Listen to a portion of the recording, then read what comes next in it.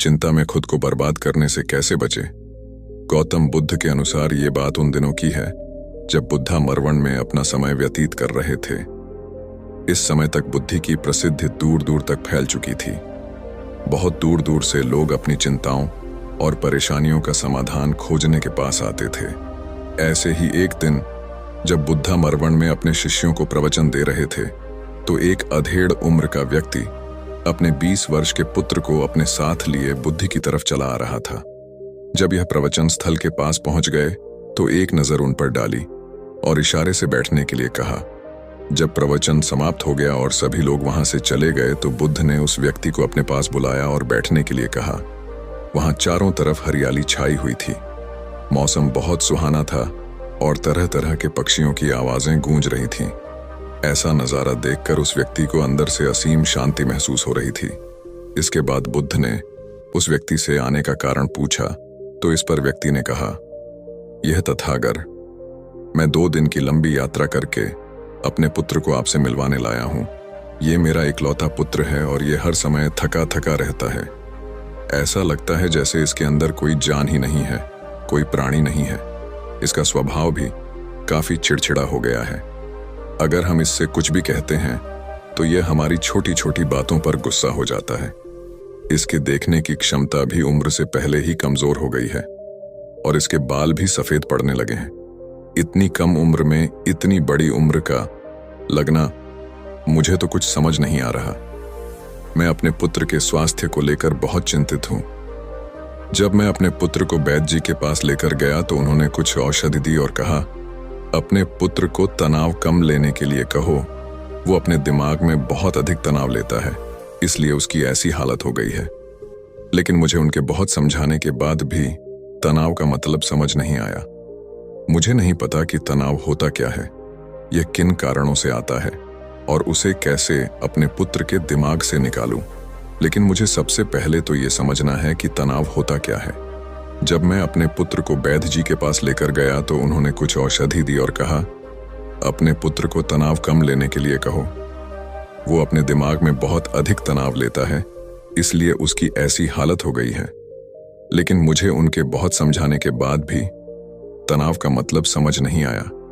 मुझे नहीं पता कि तनाव होता क्या है, यह किन कारणों से आता है और उसे कैसे अपने पुत्र के दिमाग से निकालूं।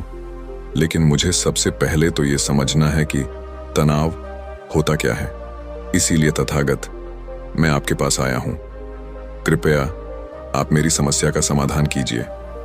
यह सुन बुद्ध उसके पुत्र को बड़े ध्यान से देखते हैं, उसके चेहरे को देखते हैं, उसकी आंखों को देखते हैं और फिर उसके हाथों की नब्ज को भी देखते हैं।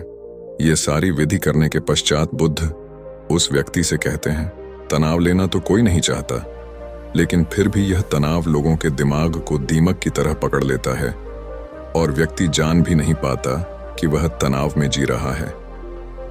लेकिन अगर व्यक्ति तनाव के कारणों को अच्छे से समझ लेता है और तनाव के बारे में कोई ऐसा पैमाना बना लेता है जिससे वह जान सके कि वह कितने तनाव में है, तो वह इस समस्या का समाधान भी खोज सकता है। सबसे पहले तो तुम ये समझो कि तनाव होता क्या है।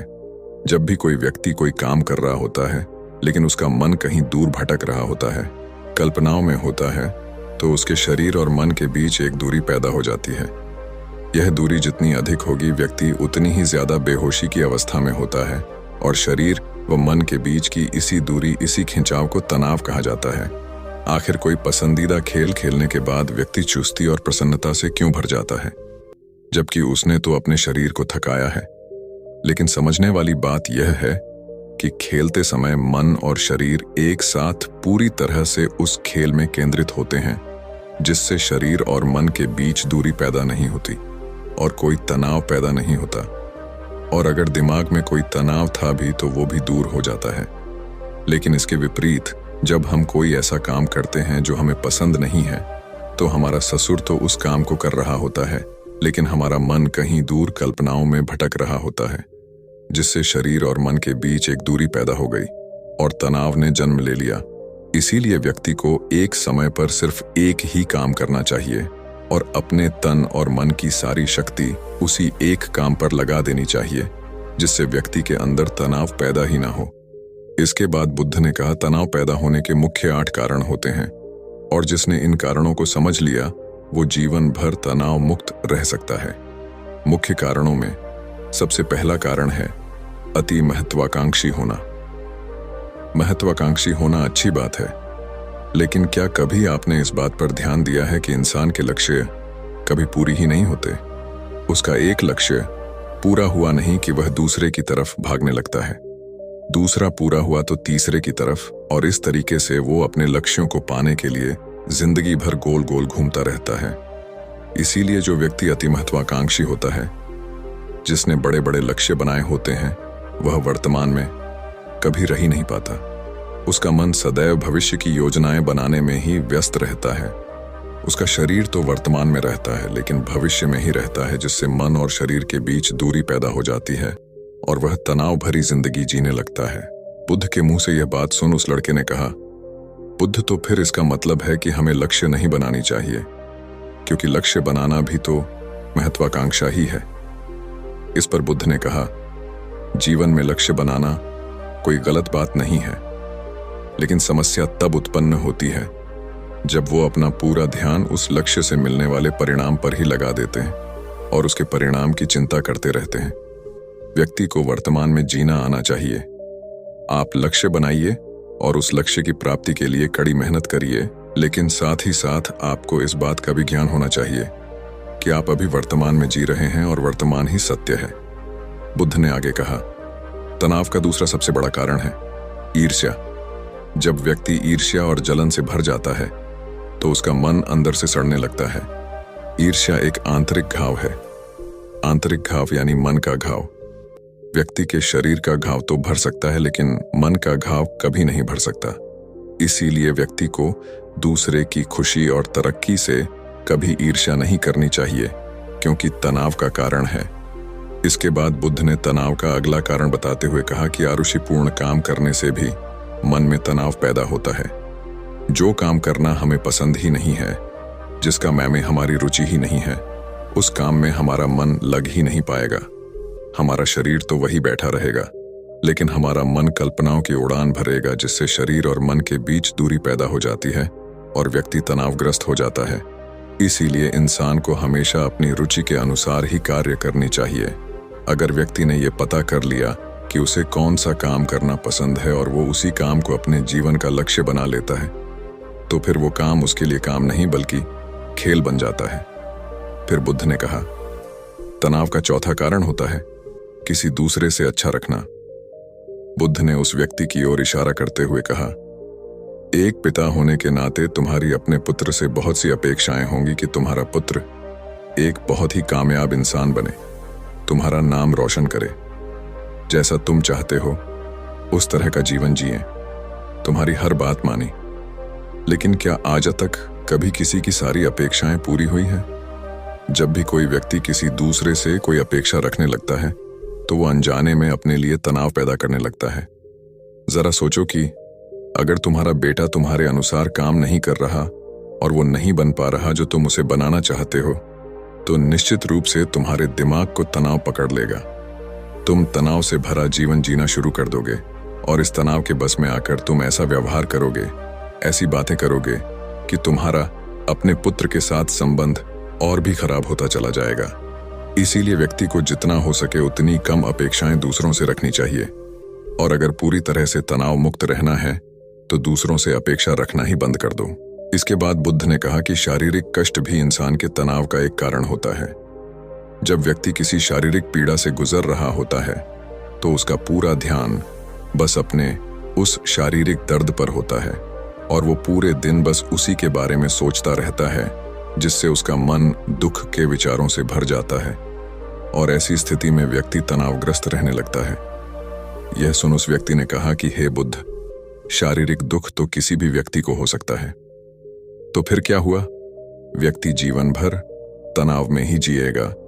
इसका जवाब देते हुए बुद्ध ने कहा कि इंसान को यह बात समझनी चाहिए कि हमारा जीवन दुखों का आधार है।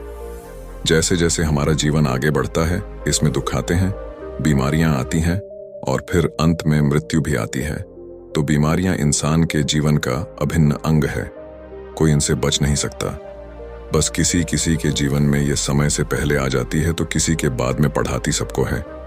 जब इंसान का मन इस बात को अच्छे से समझ लेगा तो फिर वह अपनी बीमारी के बारे में सोच कर ज्यादा तनाव नहीं लेगा, क्योंकि यह हमारे जीवन का अभिन्न हिस्सा है और इसके लिए व्यक्ति को शारीरिक रूप से भी अभ्यास करते रहना चाहिए। अपने जीवन में व्यायाम और स्वस्थ जीवन शैली को भी जगह देनी चाहिए ताकि उसका शरीर लंबे समय तक निरोगी रहकर सही से काम कर सकें। तनाव का अगला कारण होता है अपनी योजनाओं को समझने के लिए समय न देना। कुछ लोगों के दिमाग में कोई विचार आया नहीं है कि वो बिना सोचे समझे उस पर काम करना शुरू कर देते हैं, और जब उस काम में उन्हें असफलता मिलती है तो वह तनाव से भर जाते हैं, क्योंकि उन्होंने उस काम को शुरू करने से पहले उसके बारे में पूरी जानकारी इकट्ठा नहीं की थी। इंसान को कोई भी काम शुरू करने से पहले उसके अच्छे और बुरे परिणामों के बारे में ठीक से सोच विचार कर लेना चाहिए। इंसान को इस बारे में भी सोच लेना चाहिए कि अगर ये योजना सफल नहीं हुई तो फिर इसके बाद मैं क्या करूंगा। इसलिए व्यक्ति को अपनी योजनाओं को ठीक से समझने के लिए पूरा समय देना चाहिए ताकि बाद में उस योजना की वजह से तनाव पैदा ना हो। तनाव का 7वां सबसे बड़ा कारण होता है टाल मटोल करना, आज के काम को कल पर टालना। आप लोगों ने ये कहावत तो सुनी होगी कि आलसी इंसान के शरीर का सबसे बड़ा शत्रु है। इंसान आलस्य की वजह से आज के काम को कल के लिए टाल देता है और फिर काम को टालना उसकी आदत बन जाती है। काम को कल पर टालने वाले व्यक्ति का काम कभी भी समय पर पूरा नहीं हो पाता, और अगर किसी तरह से पूरा हो भी जाता है तो वह उतना अच्छा नहीं हो पाता जितना अच्छा उसे किया जा सकता था, और फिर यह बात व्यक्ति के अंदर तनाव पैदा करती है। लेकिन काम को टालना या काम को एकदम अंत समय पर करना एक आदत है, इसीलिए व्यक्ति ना चाहते हुए भी बार बार अपनी इस आदत का शिकार बन जाता है और काम को टालता रहता है, और फिर जब काम की समय सीमा पास आ जाती है तो वह तनाव से भरकर काम को पूरा करने का प्रयास करता है। इसीलिए तनाव मुक्त रहने के लिए व्यक्ति को काम को टालने की आदत छोड़नी पड़ेगी, और यह तभी संभव है जब व्यक्ति काम को समय से पहले खत्म करने का निश्चय करे। सबसे आखिरी और सबसे प्रमुख कारण जो तनाव का होता है वो है ज्यादा सोचना। लगातार सोचते रहना भी एक बीमारी है, और यह उस व्यक्ति में सबसे ज्यादा पाई जाती है जो कपोल कल्पनाएं करता है, जो अतीत की घटनाओं और भविष्य की बातों के बारे में सोचता रहता है, जो बेवजह के अनुमान लगाता रहता है। इसीलिए व्यक्ति को ज्यादा सोचने की आदत पर लगाम लगाना चाहिए। इसके लिए जितना हो सके खुद को काम में व्यस्त रखना चाहिए और हर दिन ध्यान का अभ्यास करने को अपने जीवन का हिस्सा बना लेना चाहिए।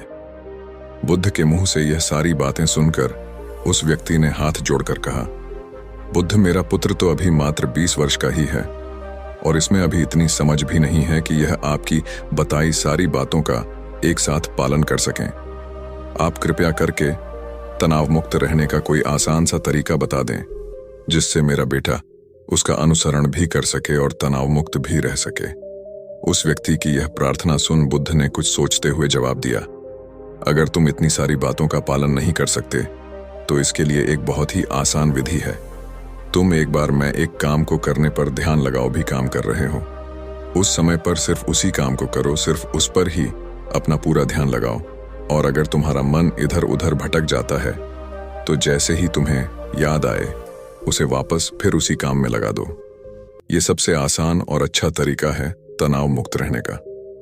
जब तुम भोजन करो तो उस समय सिर्फ भोजन ही करो, उसके पूरे स्वाद का आनंद लो, उसी अनुभव करो। जब चलो तो अपना पूरा ध्यान सिर्फ चलने लगा दो। इससे तुम्हारा मन और तुम्हारा शरीर दोनों एक जगह पर केंद्रित रहेंगे। दोनों के बीच दूरी पैदा नहीं होगी जो कि तनाव का मुख्य कारण होती है। आज की युवा पीढ़ी एक ही समय पर 2-2, 3-3 काम करने के आदी हो चुकी है, जैसे फोन पर बात करते हुए गाड़ी चलाना, खाना खाते हुए टीवी देखना, ये फोन चलाना, और फिर इनकी शिकायत रहती है कि मैं तनाव में जी रहा हूं, मेरा मन शांत रहता है, मैं चिड़चिड़ा सा हो गया हूं।